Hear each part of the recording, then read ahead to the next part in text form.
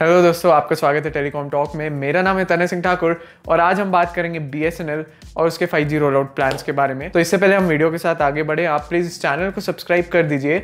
हमें ट्विटर और इंस्टाग्राम में भी फॉलो करके इस वीडियो को अपने दोस्तों से शेयर कर दीजिए। चलिए दोस्तों, without wasting any more time, let's go ahead with the video.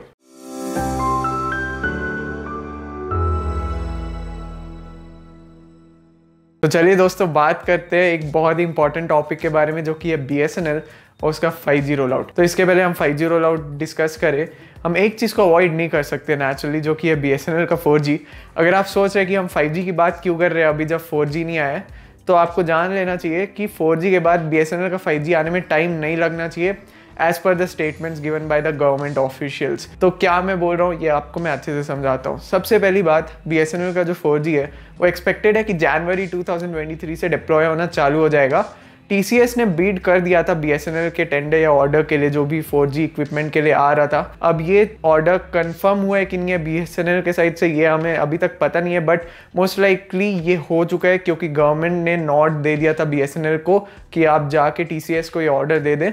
तो हम जनवरी से 2023 के एक्सपेक्ट कर सकते हैं कि BSNL डिप्लॉय करना चालू कर देगा। ऐसा अश्विनी वैष्णव जी ने भी कहा था कि जनवरी में हमारा जो 4G है BSNL के साइड से वो आ जाएगा। और सबसे मेन बात ये इंडिजीनियस इक्विपमेंट के साथ आएगा। TCS लेड कंसोर्टियम जो कि है, जिसमें तेजस नेटवर्क्स और centre for development of telematics, जो कि शॉर्ट में CDOT है, ये भी इस प्लान में इंक्लूडेड है। तो ये तीनों मिल के BSNL का हेल्प करेंगे 4G रोल आउट में।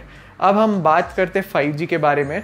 तो जो BSNL का 4G है उसको अपग्रेड कर सकते हैं 5G में, ऐसा अश्विनी वैष्णव जी ने कहा है। जो टेक्नोलॉजी BSNL यूज कर रहा है 4G के लिए, उसको 7 महीने के अंदर ही BSNL 5G में अपग्रेड कर सकता है, ऐसा वैष्णव जी ने कहा। तो by August 2023 I guess we can expect कि BSNL का जो 5G वो रियलिटी में कन्वर्ट हो जाए। BSNL of course 5G NSA deploy करेगा, जैसा कि एयरटेल और वोडाफोन आइडिया करने का प्लान कर रहे हैं। एयरटेल ने ऑलरेडी चालू कर दिया, वोडाफोन आइडिया नहीं किया, but this not will talk about today.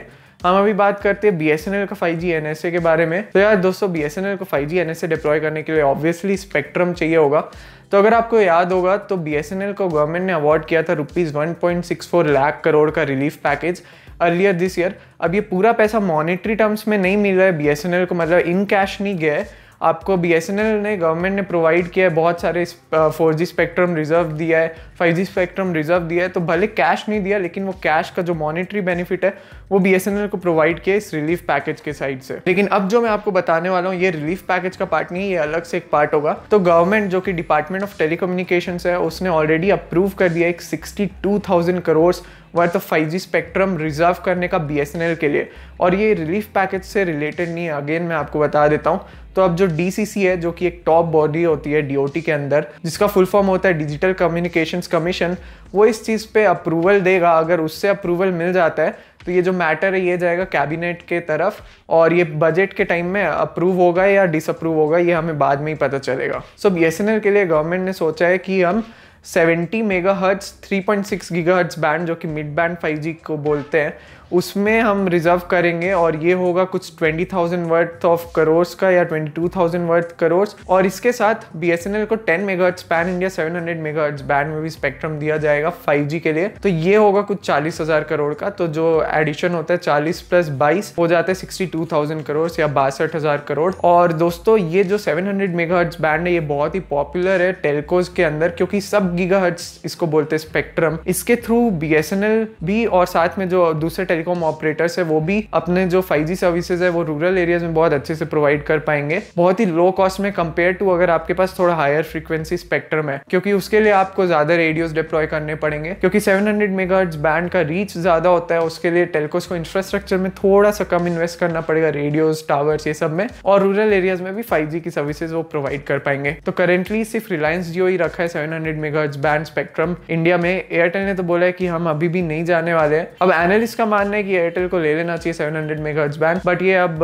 दूसरा टॉपिक है, उसके बारे में हम अभी बात नहीं करते। हम बात करते हैं BSNL को अगर ये 700 मेगाहर्ट्ज बैंड मिल जाएगा तो वो बन जाएगा इंडिया का सेकंड टेलीकॉम ऑपरेटर जियो के बाद, जिसके पास 700 मेगाहर्ट्ज बैंड है। तो जो गवर्नमेंट के साइड से एफर्ट्स है वो तो हमें दिख रहे हैं कि गवर्नमेंट चाहते हैं कि BSNL का 4G और 5G दोनों ही सक्सेस हो और दोनों ही जल्दी आए। अब लेट हुआ 4G में, क्योंकि BSNL के पुश किया गया कि आप भाई इंडिजीनियस टेक्नोलॉजी यूज कीजिए, बट इसका रिजल्ट होपफुली बहुत अच्छा है। आज के लिए बस इतना ही दोस्तों। आपको अगर और कुछ जानना है तो प्लीज़ हमें कमेंट सेक्शन में ज़रूर बताइए। इस वीडियो को लाइक करके प्लीज़ चैनल को भी सब्सक्राइब कर दीजिए, और अगर कोई आपसे BSNL के 5G के बारे में कुछ पूछता है तो उससे ये वीडियो शेयर कर दीजिए। मिलेंगे नेक्स्ट वीडियो में, तब तक अपना ध्यान रखिए। Thank you.